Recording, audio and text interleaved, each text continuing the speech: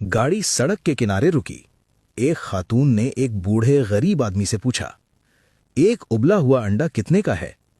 सर्दी से कांपती हुई आवाज में बुजुर्ग बोला, बेटी 15 रुपए का एक। खातून ने कहा, 50 रुपए के 4 दे दो तो बताओ। बुजुर्ग ने एक लम्हा सोचा। दिल में ये ख्याल आया कि आखिरकार कोई गाहक तो मिला।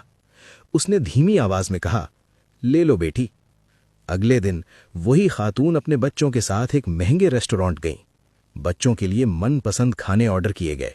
खूब खाया गया, खूब लुत्फ लिया गया। जब बिल आया तो रकम थी 1900 रुपए।